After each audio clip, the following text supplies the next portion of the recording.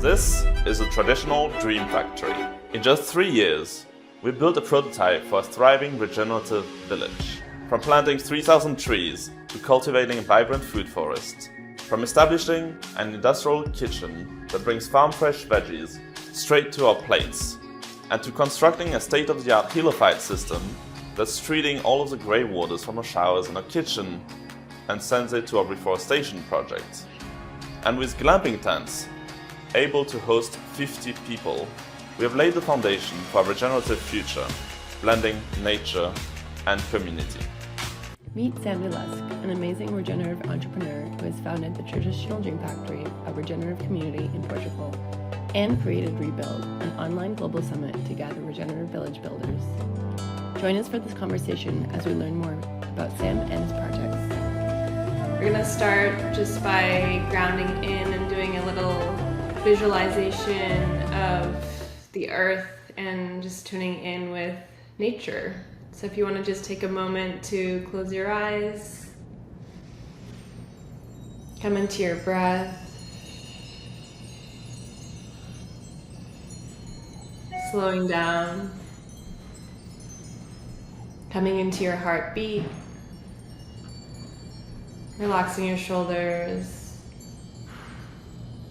just feeling your root connected to the earth, rooting down like a tree beneath the soil, all the microbes, down to the core of the earth.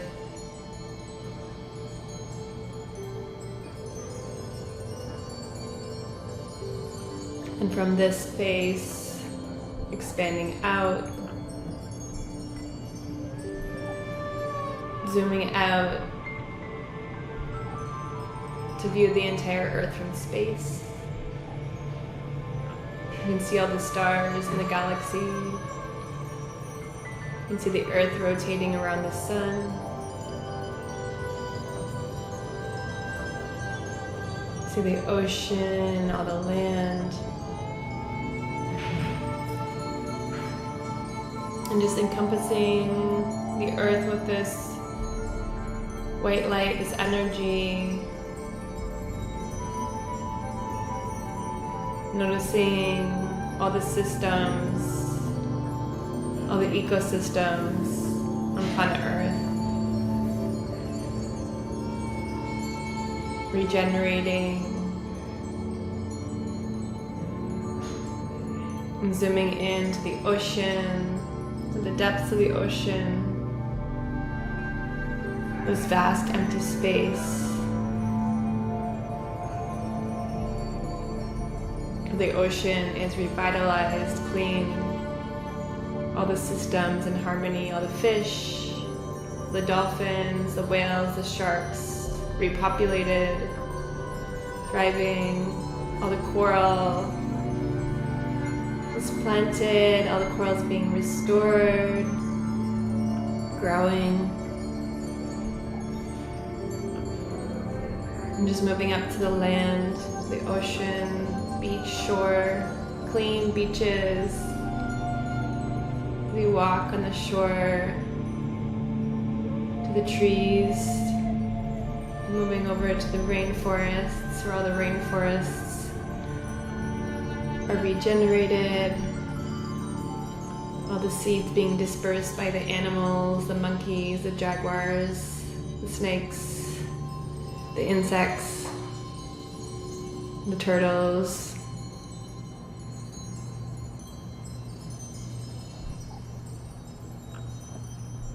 And all the trees are providing this clean oxygen as we breathe in this new air.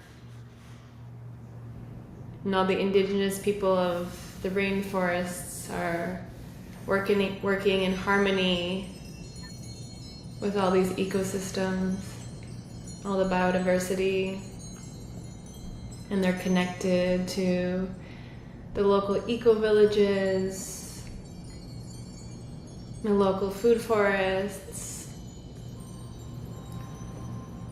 As we move into new spaces, new communities, thriving. As you're walking in the land,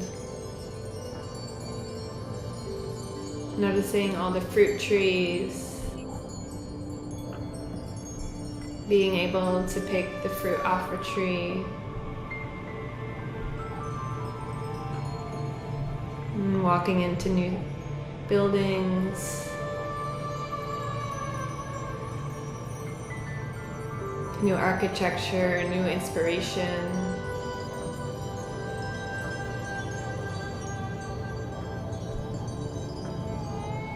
Surrounded by beautiful community, inspiring beings.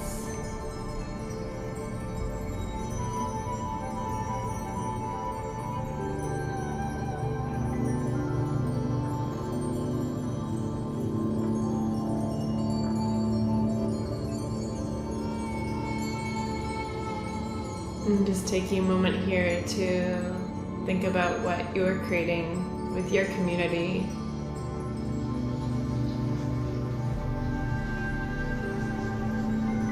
And your vision.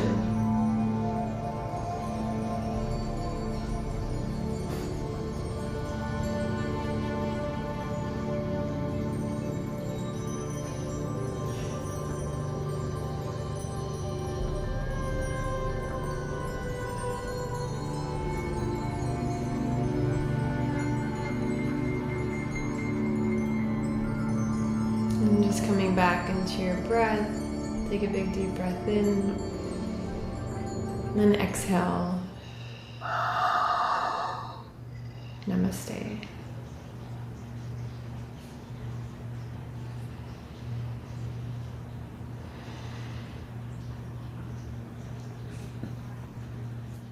So Sam, do you want to share a little bit about where you are right now, what you're working on? Yeah, sure. Thank you for having me. I'm calling in from the traditional Dream Factory. We are a regenerative playground in Alentejo, Portugal. We've been here for the last 3 years, and it's an old chicken farm that we are regenerating into a thriving community of humans with co-living, co-housing, event space, makerspace, industrial kitchen, and kind of creating a playground for new ways of living and new ways of creating together. Nice, that's amazing. And how long have you been doing that for?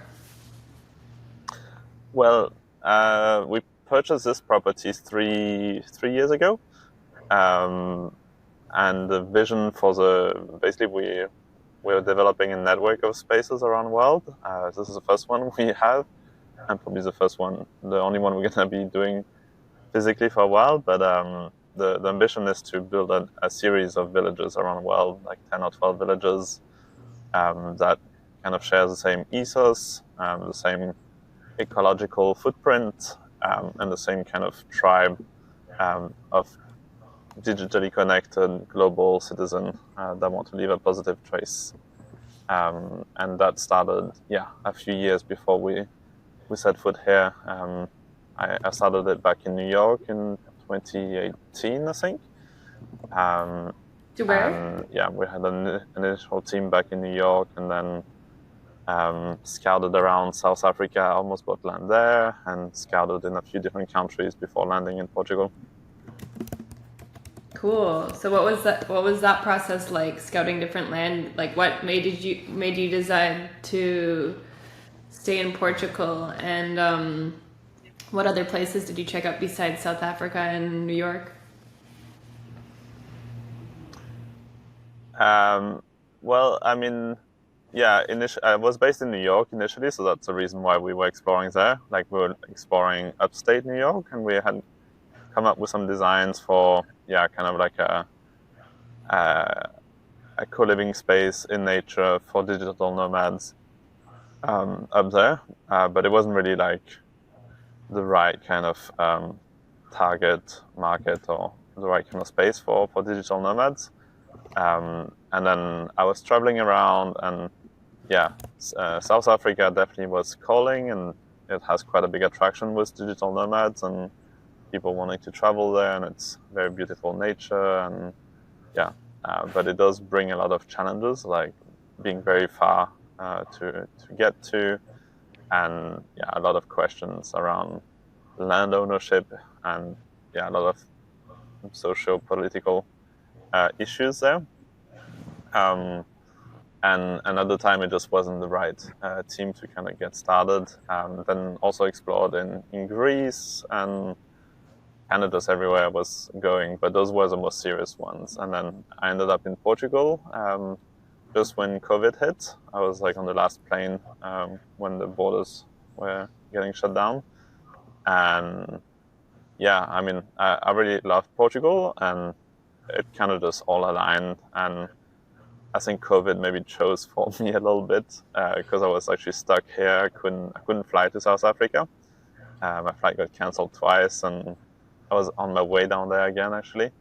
And yeah, and then it just kind of felt like the right place to get started in building this network with like easy access from Europe, also close from the US, and also yeah, financially quite attractive because it basically was able to purchase this entire farm for like less than, I don't know, the price of a studio in a modern city, not even including the top cities in the world.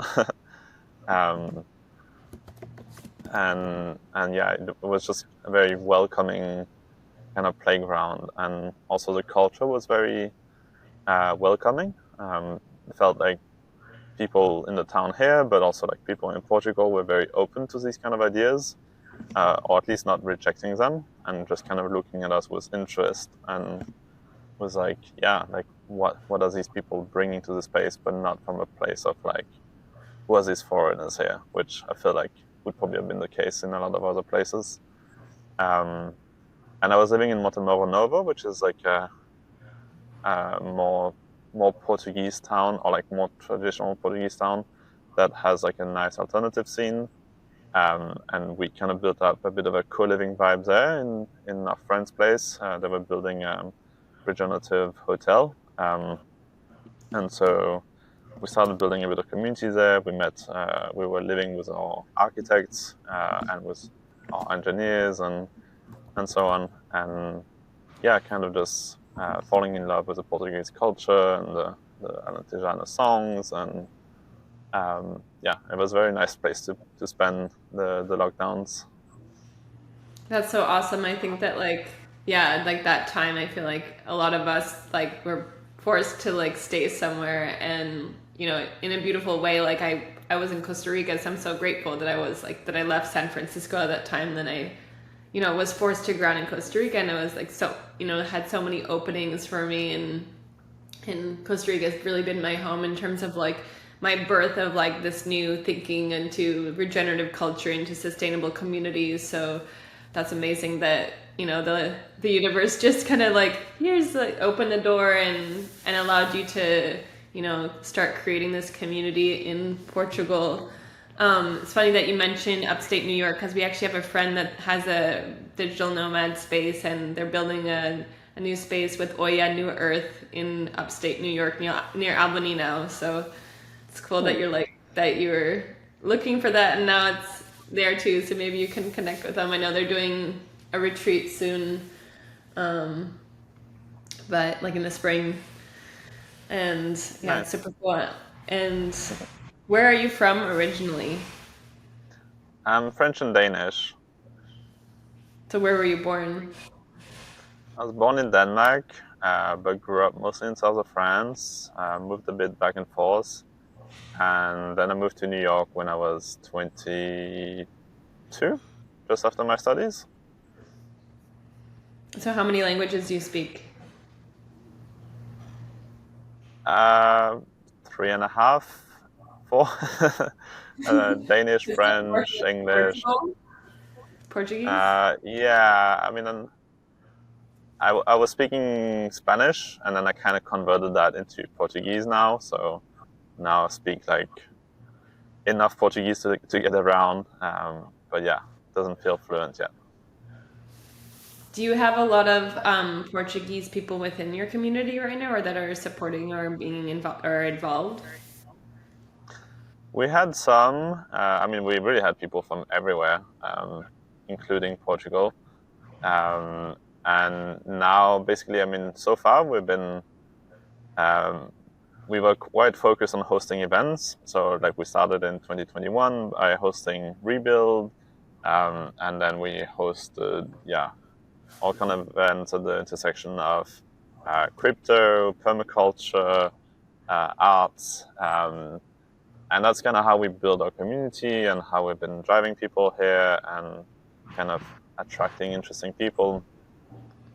Um, and I would say now we're a bit in a transition phase where we are going from this kind of initial discovery of what this place is and what our community looks like, and we're looking to go more into actually building a village and having residents and people living here and working here. And so, now we have we're basically establishing these different types of businesses. So, like the cafe, restaurant, there's hospitality, regenerative agriculture, and these kind of things. So for these roles, now we are kind of actively recruiting, and I think some of these people that we're talking with now are Portuguese. So there's a good chance that we're going to end up having, way more Portuguese crew actually starting this year. That's nice. Um, do you have any specific like practices or measures to like integrate more with the local community or values around that? Yeah, in a way, we're quite lucky because the buildings here, they had a strong history with a local town. The woman who sold us the buildings, she was a daughter of the man who built them back in the 70s, and back then it was like an apiary. Can you say that in English as well? I Apothecary? think so. Huh? Apothecary? Yeah. Well, a chicken farm. Apiary. Aviário, you say in Portuguese. But anyway, so this woman was kind of really part of the social fabric of the town, and she was organizing a lot of the festas, the local parties that they have.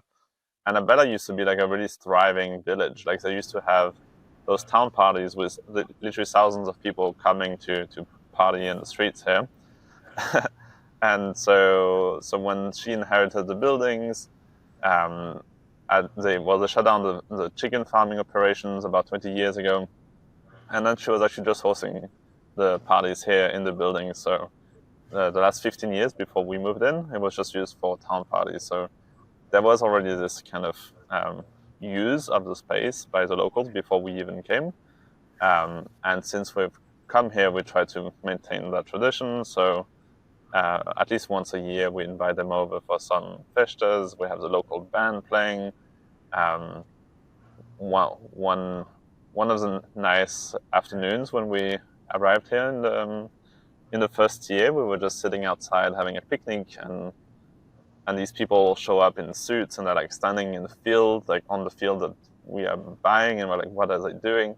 And it turned out to be the local band, and they're actually like shooting the photos there. So then they came and they played for us, and so there's like a nice little vibrant ecosystem. But that's one of the ways. And then what we're also aiming to do is, becoming a hub for regenerative inspiration and inspiring the locals to also kind of enter some of these practices. Um, and that's been done, most through, showing by example. So, for example, we have an old man, Alberto, who was cultivating potatoes right next to us, in the very traditional Portuguese way, exposed soil and all that stuff. And then we planted our potatoes in a very permaculture way with a lot of mulch and all that stuff. And our potatoes were doing pretty good. And so the locals came and asked us about it in the local the town party. And those are just like some kind of little nuggets that I think we can share with the locals. And the hope is that as the climate continues to deteriorate in the area, people will realize that actually these practices are really helpful. and we need to establish more of a water retention landscape and set up lakes and these kind of things. But they're already aware of it themselves, like that something needs to change. Our local shepherd, he's taking care of 300 hectares of land around the town where he has his sheep. And he built 2 lakes, for example, and that's exactly what we wanted to do. And so we've been going out and seeing his lakes with him and kind of sharing knowledge about, how to do these kind of things. So I think, I mean, one of the things with the regenerative movement is that I think it can drive a sense of purpose and a sense of togetherness and belonging as we face these bigger challenges together. Yeah, that's amazing. So, in regards of like in terms of the ecology, why is it so important to like create new lakes there, and like what is the function? Yeah, so Portugal receives just over 400 millimeters of rain per year, which is plenty sufficient to grow even a rainforest. But the problem is it's very unevenly distributed. So in the winter months, you get a lot of rain from November until April. And then basically from May to October, you don't get a single drop of rain. So it's like super, super dry. So yeah, one of the general practices of restorative landscapes is to try to retain water in the landscape for as long as possible. Basically, you want to slow it down when you have big influx of water so that it doesn't just flush up into the ocean, but you actually retain it and then you can hydrate the landscape. And and so basically by setting up swales and lakes, so the swales are just like kind of trenches around the land which can collect excess water. So when you have runoff, instead of just running down the hill and going into the river and up to the ocean, you can try to infiltrate that water into the soil, first of all, but then the excess water can be stored in things like lakes. And then once these lakes are full, you have some excess reserves for the dry months. And that would be fresh water, and like, would you need to like clean it or process? Like, what would be the steps of like once you have the lake water? How do you use that water?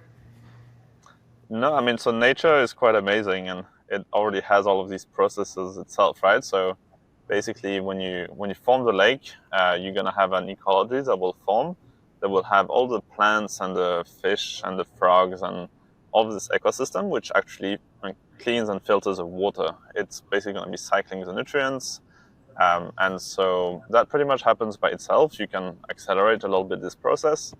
And what you generally want to have is like, if you do, for example, a natural pool, so that's something where you have more human interaction and things like that, then you have to be a little bit more careful, and you want to have like at least 30% of the surface that's used for regeneration. So where you have plants that can actually filter the water, and the plant's function is to basically take out all the organic compound from the water, and that prevents things like algae developing. And that's also where you want to have fish and frogs and dragonflies, because they also eat, for example, mosquito larvae and so on. So basically, you want to create a thriving mini ecosystem within your lake that can take care of purifying the water, removing the excess nutrients, turning them into something productive. Nice. So with this person already having 2 lakes, are you still trying to build more in the future, or what? And not just you, but like, what if you could paint a picture of the landscape in your area? What would it look like if there were other people doing similar things? And like, what would be your dream landscape there? Yeah, so, and I think it's important also to understand for people listening that it's not about building massive dams and submerging entire valleys with water. That's not the kind of lake we're talking about. We're talking about making like really micro kind of retention walls all out of just like compacted earth. So it takes like a day or two to make with some machines, and then basically you just create an area of maybe a few hundred square meters surface where you can collect the excess water that land on a certain area. So you have like your catchment area, your valley essentially, and then you can retain some of the water in the valley so that it can just be slowed down and it can be slowly released. And yeah, I mean, basically, the more of these micro lakes that are built, the better. These kind of lakes also create habitats for biodiversity to thrive, for birds, for all these kind of creatures that also need water and that are having a hard time finding it in the summers. And obviously, it's a source of water for for growing more forest around. So the two main actions that we have is creating this water retention landscape, and at the same time also reforesting, and that's really, really important. And reforestation is actually what enables the landscape to not lose as much water. And so by doing reforestation and having trees that have roots going down into the soil, that's a way to actually make the water more absorbent of water. So when you have excess rains, it's going to be staying in the landscape as long as possible. And yeah, basically the general idea is if you can do that for maybe 150 hectares or so, basically you're completely changing the microclimate around you, and you're basically able to to replenish the water table. And so once you start to replenish the water table, because you have more forest and you have more little lakes and you have more of all these things that basically increase the height of the water table, that means that eventually you're going to start to see things like spring popping up, and you're going to start to have these natural water cycles regenerate. And that's something that we've been destroying a lot over the last century with the use of underground water and deforestation and quick excess runoff of rainwater that just flushes as quickly as possible into the ocean. What kind of you're talking about potatoes? What are the other local fruits and vegetables that are local and that grow really well in the area? Yeah, so the general landscape here is called Montado. So Montado landscape is like an oak forest. You have sparse oaks, with generally you have sheep or cows grazing underneath, and the oak provide acorns that the sheep and the pigs can eat. And that's kind of the general landscape around this area of Portugal. Then some of the native species that we have been reintroducing includes, for example, madroño, which is a strawberry tree. It's more like a bush which has these red berries, and then all types of different oaks. Generally, you have cork oak and also stone oak. The stone oak is mainly used for the acorns, and the cork oak, you can use it for the cork. And then you have different types of pines and and basically what we are doing with our project is adding a lot more biodiversity. Like we planted over 60 different species of trees and shrubs. And the goal is really to create a more diverse and resilient forest, which can also provide food. And so some of the cash crops that we're going to be introducing is, for example, almonds, and then olive is very native here as well. There's an olive press in town, and so that grows well. And then we also planted maybe 200 or 300 of those madroño bushes, strawberry trees. How many? Yeah. I think we planted like 200 or 300. Wow, that's a lot. In total, we planted over 3,000 trees so far. Wow. And how many are the food trees? So the main project has been a reforestation, where we planted maybe 2,000 trees.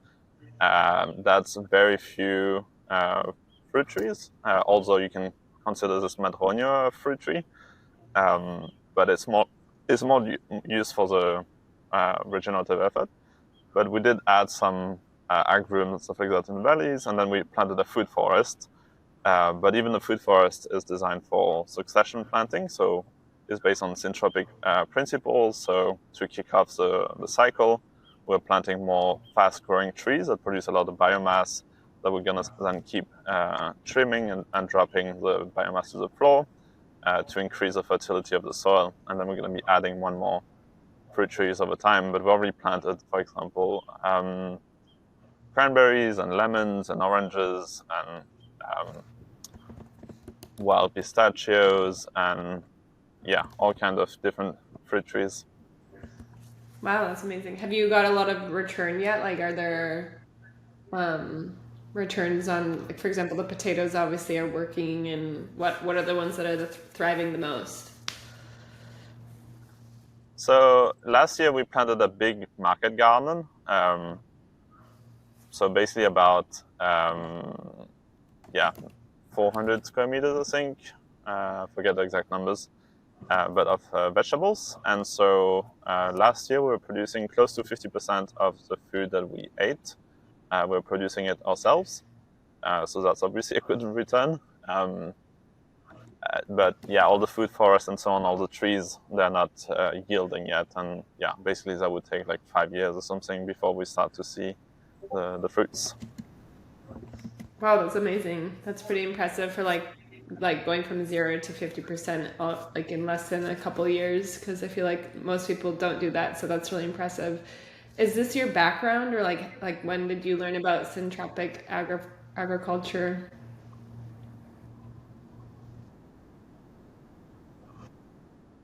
In tech, I've been, but we did, I mean, one of the objectives is to be a productive farm and to be able to actually produce things. And we hired an advisor who has experience running productive farms and market gardens and so on. And so that was really the emphasis last year is, we actually want to produce food for like 30 people or whatever that we're going to have on the ground. Um, so, it, we did want to put an emphasis on making it productive. Um, I've been learning a lot especially since I'm in Portugal. I've been working with a lot of different permaculture experts, and so I guess I'm like pretty familiarized with a lot of the concepts. But it's not my background, and I'm more on the tech side and some real estate development. But I do love it, and I think it's nice to have this kind of balance of working a bit in the field, working a bit digitally, working a bit on entrepreneurship ideas, and of course like community hosting.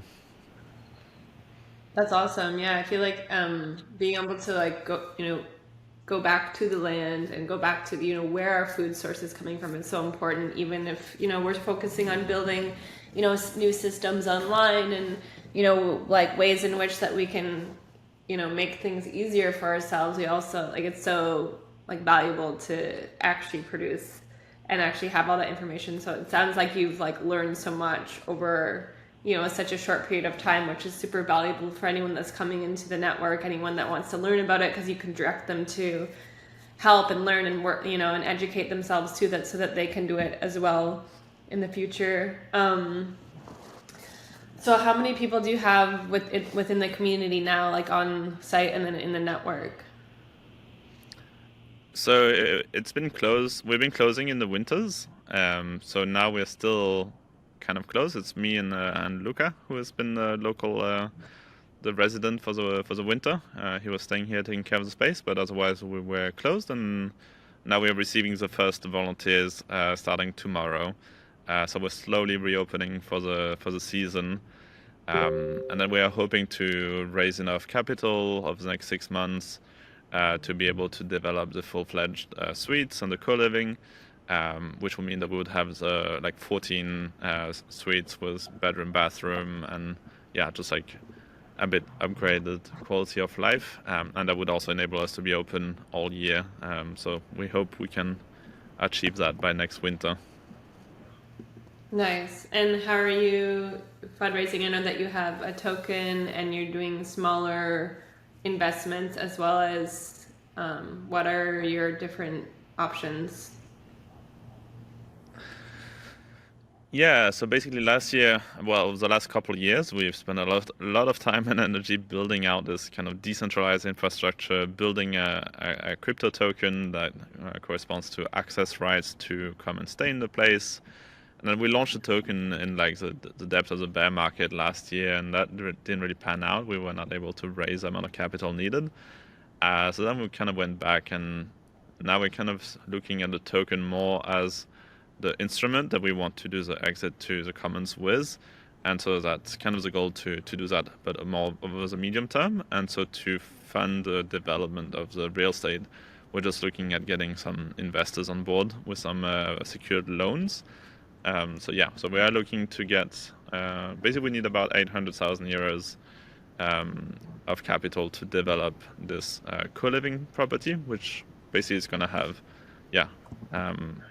cash flow and everything. So we just try to make a package that's like as reduced amount of risk as possible, creating like a bundle for like a debt investment package for investors, where they have the investment backed by the assets and they get like a return on investment.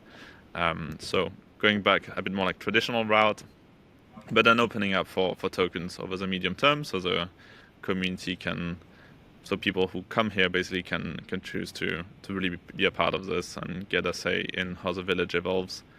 And we're also launching in parallel an offer for like tiny houses. So the goal is to get 10 tiny houses, and then we would be able to also acquire the rest of the property, because right now we acquired one side of the property, but there's still another property to acquire, which we have the option to buy. Those are kind of the two investment tracks. So tiny houses for residents that actually want to come and live here permanently, or at least like for part of the year, and then a track for investors. So you're offering people to basically buy tiny homes, so people can buy a tiny home and build it on the land. Yep, exactly. Like we have a great supplier in Switzerland who produces beautiful little tiny houses, and so we're looking to put in an order to order 10 of them, people will contribute a little bit of monthly cost toward the project for the land, and then they would just buy the tiny house. Do you have any information on that online that I can share, or like people can find, or like about the actual the specs? Actually, not yet. We haven't put it online yet, as I'm still finalizing the offer. I can definitely share more if you are interested, or if anyone is interested. They can also just reach out to me directly via email. Right now we're building an interest list, so we have like 5-6 people who are potentially interested. And we're just collecting interest, and then within the next couple of months we're going to be launching the offering. Cool. And then right now you said that you're having volunteers come soon. So how does your volunteer program work? Yeah, so actually for this spring, we actually decided to completely open it up, and so we made it completely free to come and stay. We're kind of running an experiment, and we are trying to more build up our food business or cafe, and we're starting a hot sauce production. And so we're inviting people to come and stay for free. Everyone contributes a few hours of that day to work on communal things like either gardening or kitchen or construction. And then you get the afternoons free to work on your own project. So even if you're a digital nomad or whatever, that still works for you. Basically we're just calling in people to come and build this with us and come to be part of it, and also really targeting people that want to come and actually be residents in the village. I think we found out that it's great to have these digital nomads that want to pop by once in a while, but they're not really the people who are going to be building this and really actively committing to live here. And we do need to have a bit of both. It's great to have the fresh energy from having people rotating and coming and going and having kind of events and things like that. But we also need to have like a core that's active on the ground, that's actually running the project and so on. So that's kind of the balance we're trying to reach this year. Nice. And so is that open to people right now? People can reach out to you if they wanted to go volunteer now? Yeah, you can just go to the website and just submit a booking request directly. All the rules and details are listed. Traditionaldreamfactory.com. Okay, cool. Because you have two, right? The oasa and... Yeah, there's OASA, which is describing just our non-profit conservation network. That just describes basically the basic level which we are committing the lands to, which is that 95% of the land will be regenerated as nature, and only 5% will be used for housing. But then traditional Dream Factory is this experiment in how do we actually live together, and then traditional Dream Factory is a collective of people who actually spend time here, who are part of this kind of co-living experiment. That's awesome. And so, how big is the land that you currently own, and then how big, and what is it, the one beside that you want to purchase as well? So the land that we currently own is basically just a building. So it's 1,500 square meters of existing building, the old chicken farm. The land that we have the option to buy, basically we have a piece of it, which is 5 hectares, which we are already renting and using. And the rest is 25 hectares that we have the option to purchase. Okay, so you're renting 5 hectares, and then there's 25 to purchase. Yeah. And that's where the 10 homes will go. Yeah, and well, 10 tiny homes is one piece of it, but then there's many options on that expansion land. I mean, it's a whole village development. So we have 4,000 square meters urbanizable, which means that we can build like full-size houses and not tiny houses.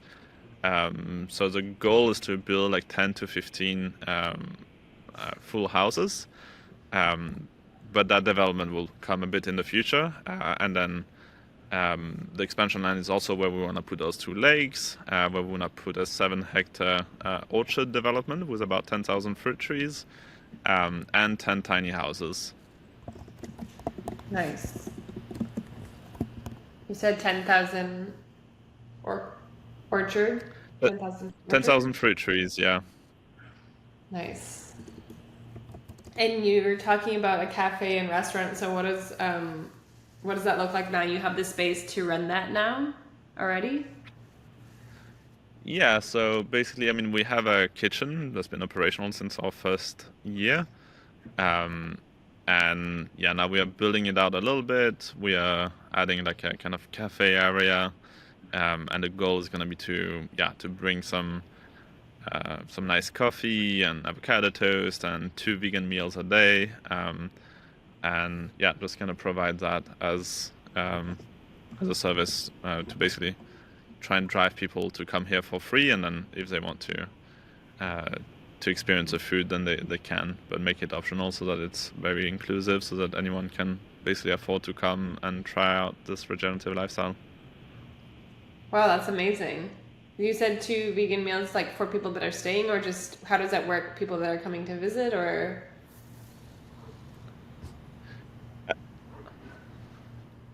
Yeah, so it's for anyone staying here. So basically, I mean, that's how we were operating last year already. I mean, we had 2 kitchen lead, and we would basically cook, lunch and dinner, and then everyone contributes to the cooking and the cleaning as well. Like there's volunteering shifts for each meal, but we have like a kitchen lead who is responsible. And now we are hiring a vegan chef. We have one coming next week, so hopefully that will be the one. Let's see, we have to meet him. And so basically the goal is to kind of start to slowly build up more of a cafe, restaurant kind of vibe. And then as soon as we have the first phase of construction done, then we have also like a full legal restaurant that's part of the plan.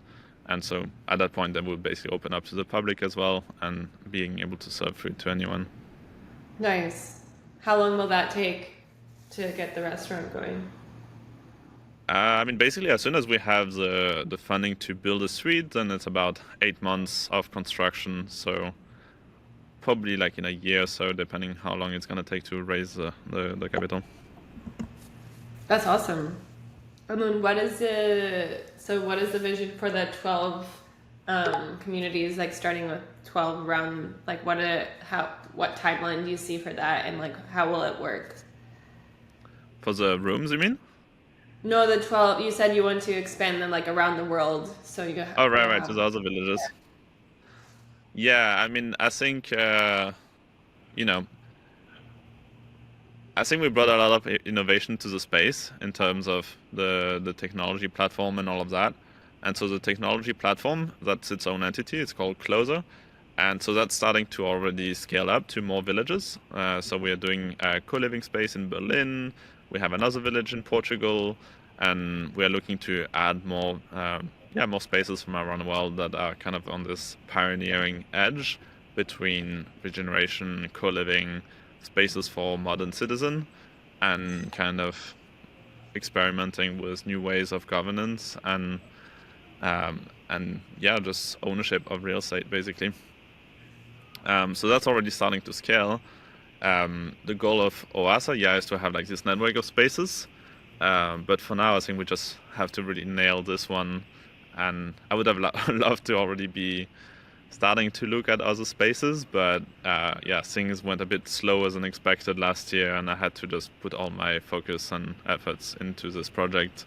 But yeah, as soon as this is up and running, then we're gonna start to look for collaborations and partnerships, in other countries as well. The goal being to basically conserve as much land as possible, rewild the land, and put in place regenerative principles to really being able to restore soils, restore water cycles, and that's something that we're gonna need massively on a global scale. And I think as soon as we start to see more interest financially to invest in those developments, then we will also be able to scale up our practices. Yeah, definitely. How do we find Closa? Is there a platform It's online people can look up it's closer.earth, with a, how do you spell it? like closer, closer.earth, EARTH. Cool. I'll put it in the Closer.earth. chat.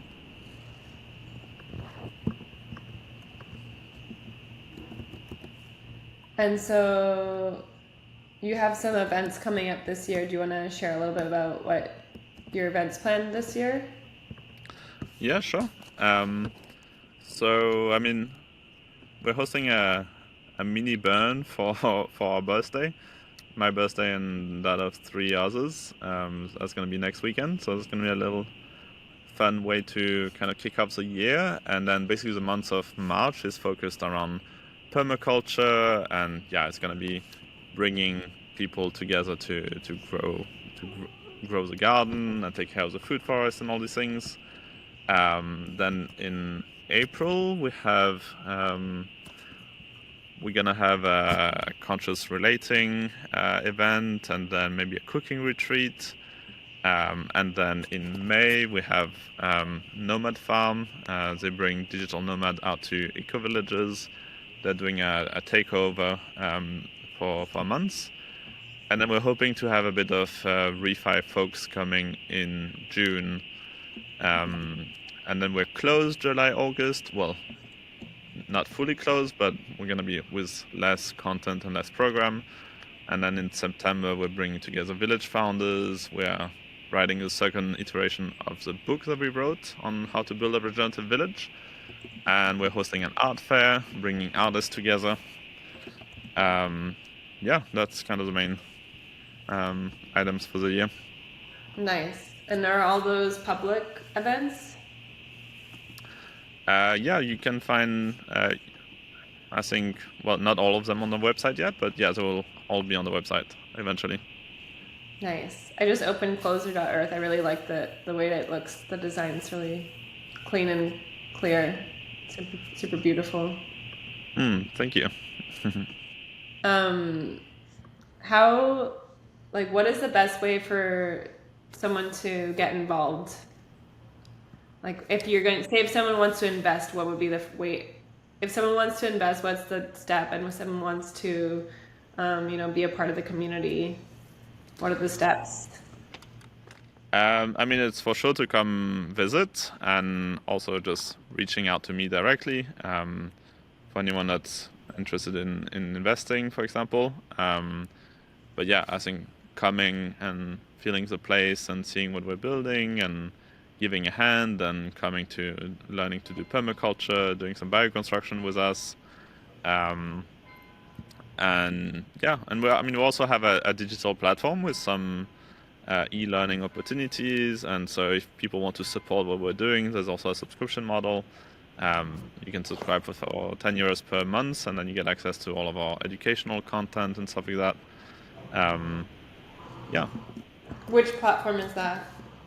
Traditionaldreamfactory.com.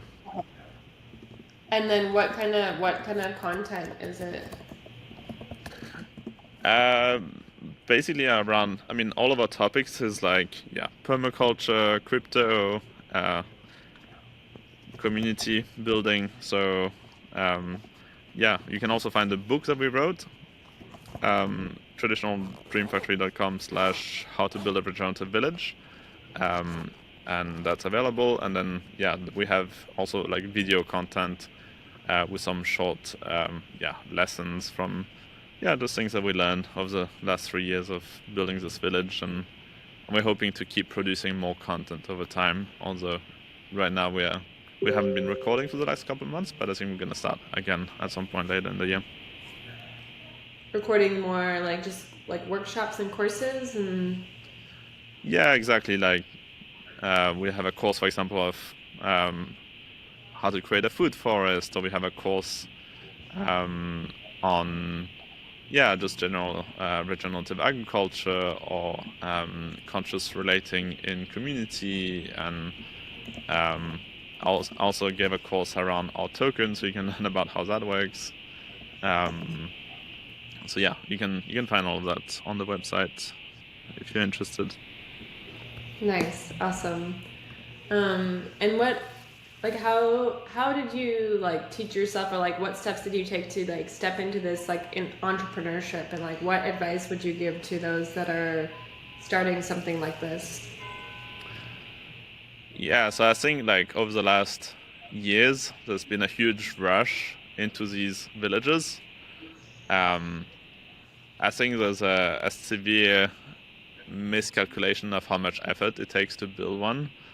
And also there's not enough coordination in putting enough effort to build the same one. So what I would encourage people to do is actually go and seek out those spaces that are being built, and try to integrate, try to find the one that really resonates with you, and spend a few months or a few years working on that, and that will give you much more experience and connections than just trying to start your own.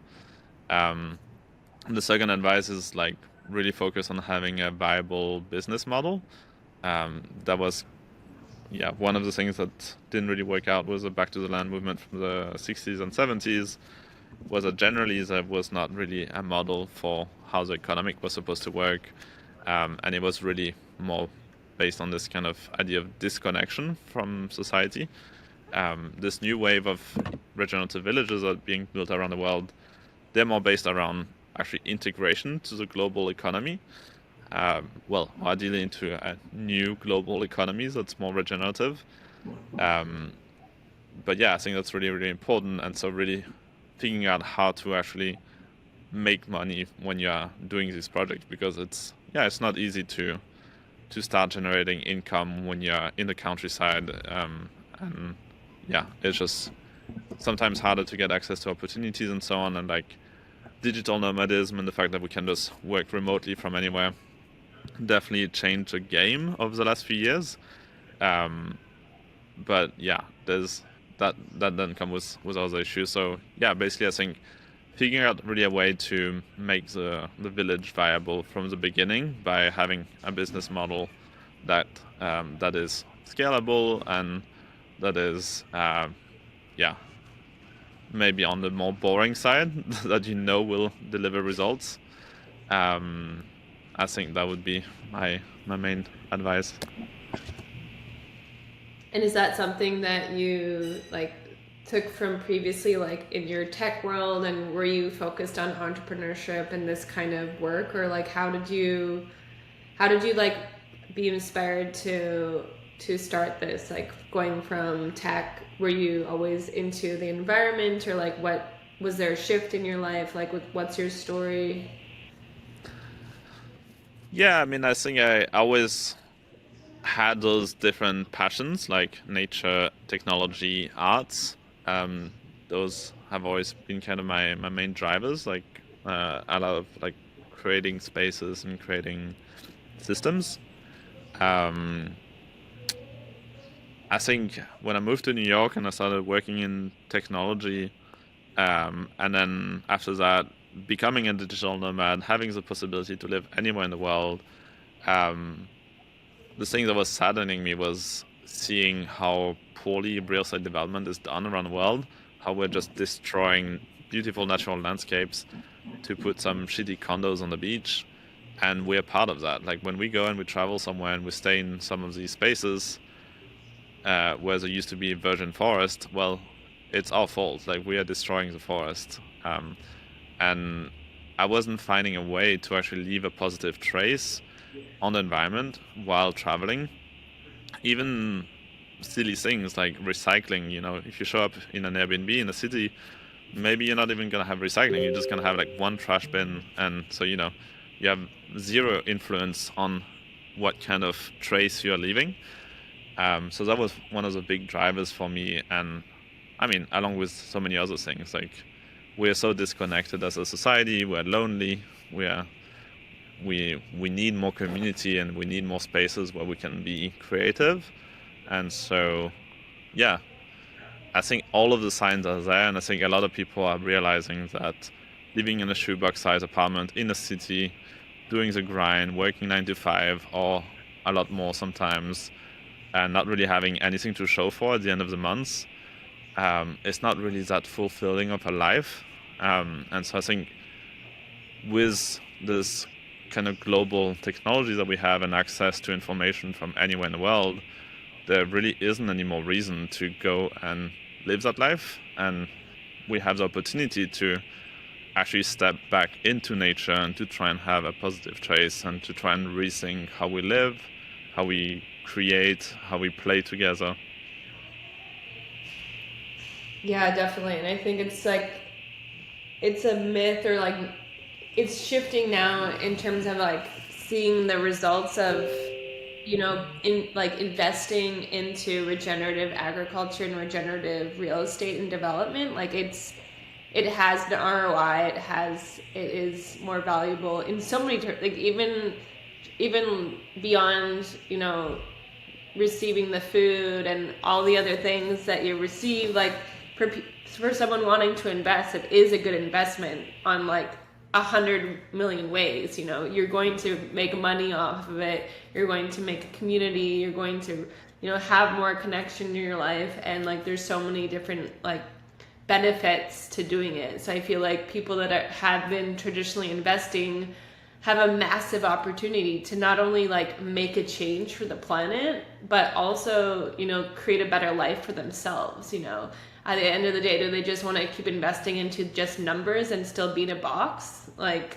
Or do they want to actually create a life and transform their life and transform the planet at the same time? So I think it's like really this new wave of consciousness is rising, and people are divesting from fossil fuels. People are divesting from extractive, profit-based businesses, and from war, and from all these things that are corrupt on planet Earth, from destroying the planet, into conservation, into regeneration. And so it's really amazing and inspiring to continue to open up this door of opportunity for those that feel the call to make the action, to make a change in their life. And because then we can be driven and inspired and be on purpose. And that's what like really drives us, is like when we step into our purpose and passion, then we feel more supported, inspired, and motivated to take action, and motivated to create a better life for ourselves, and not be depressed, and really like come back into our true nature, which is like thriving with community, thriving with nature, and into harmony. So it's beautiful to have these systems being built and see them being built. Yeah. Yeah, I think So, more and more we're gonna see, yeah, we're gonna see a shift in.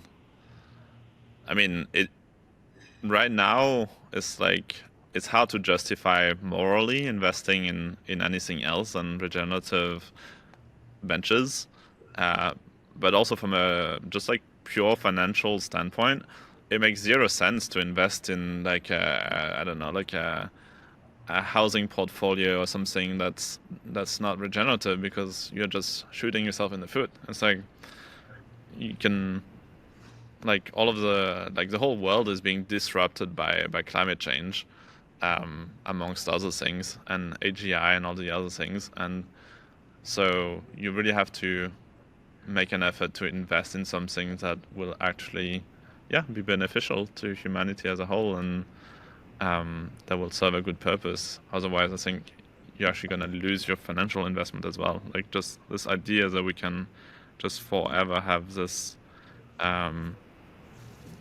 capitalistic growth without end, yeah, it just doesn't make sense, and we really need to shift into this nature-backed economy eventually.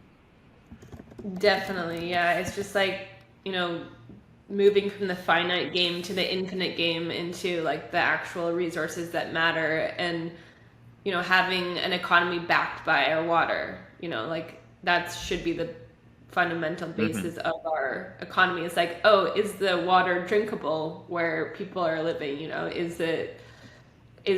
the trees thriving? Or all these different things, these metrics from nature metrics should be the basis of our economy. So it's like being able to open that door to that new economy, to that regenerative economy.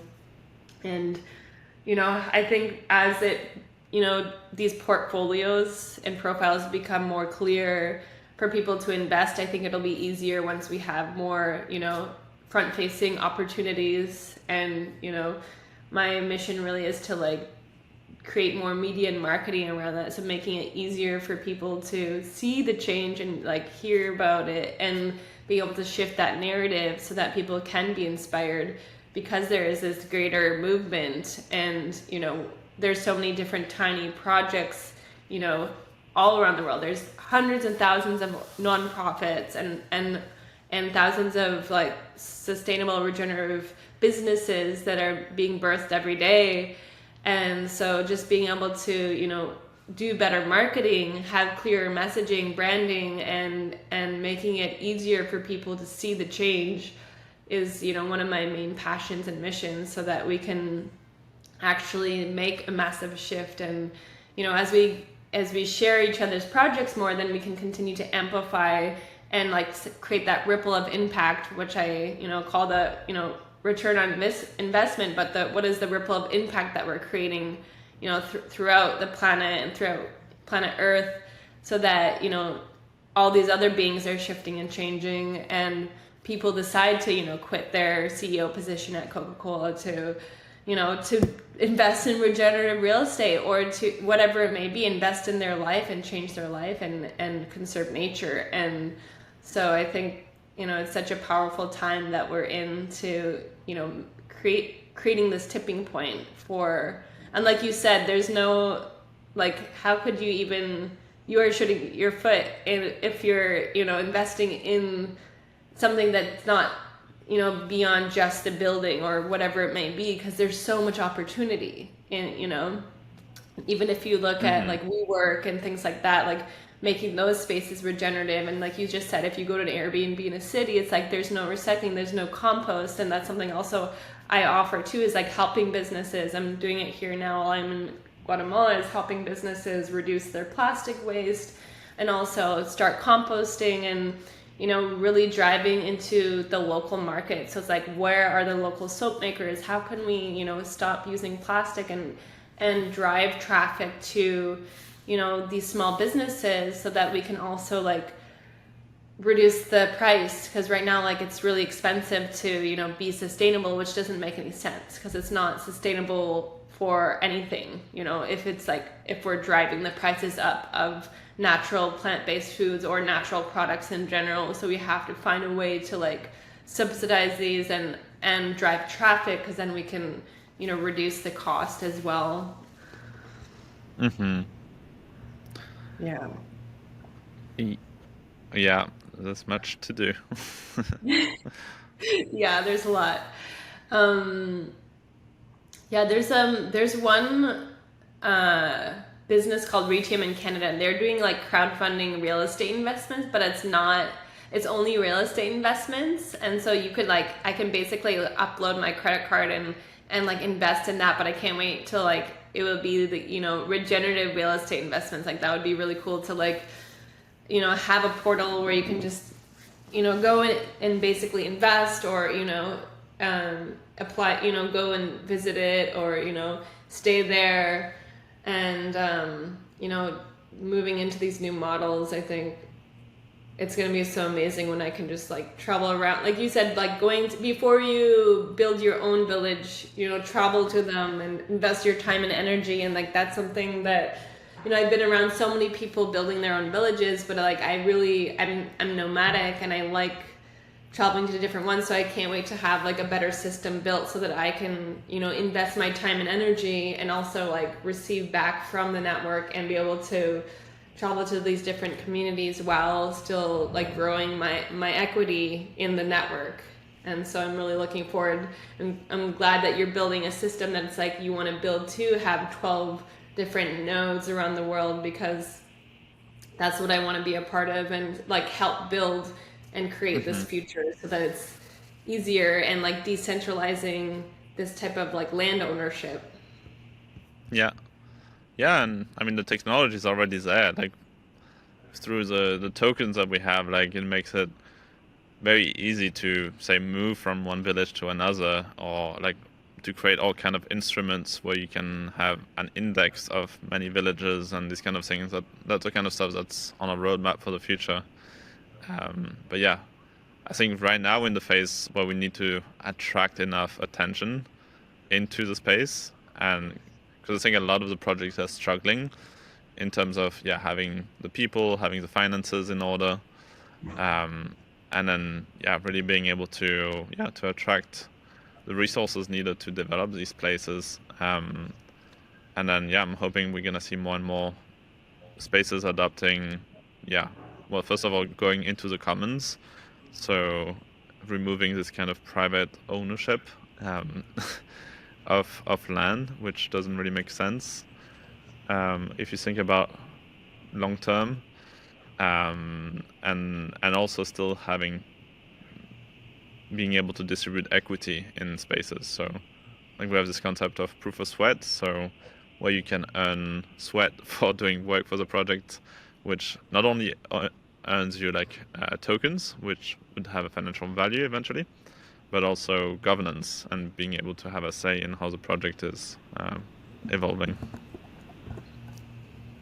That's amazing, because I think we need a lot more systems like that, and a lot of more opportunities like that, so people don't have to think about, oh, how am I going to buy this billion or $1 million home in America or whatever, because it's not viable anymore for people to invest or save traditionally in this extractive system. So it's amazing to have more alternative systems like that, where you can put your time and energy and be able to have more governance, that you said, because really our government isn't doing anything beneficial for society anymore, so being able to create this new governance and create a new pathway forward for the voices of nature and the voices of individuals that are creating new systems and new projects to actually have a way to build forward that regenerative future. Yeah, a lot of juicy topics. Yeah. As we just begin to close out, if you had one message for the world, what would it be? Well, my message is let's build a nature-backed economy. We know how to do it. We know how to restore ecosystems. It's no longer time to dream, it's time to do, and let's funnel resources into the spaces that are actually having a positive trace, and everything that you do today to the environment is public knowledge. It's all monitored by satellite. Everyone is able to see it, and even though the financial incentives might not be in place today to reward the right kind of actions, they will be there eventually. And so all the big mining companies and all the big polluters, they're not going to have anywhere to hide soon. So that regenerative economy is coming, and it's time that we shift into it. And yeah, we don't have any time to waste. Awesome. Thank you so much for sharing and for, building this pathway forward into a regenerative future. Thank you so much for hosting.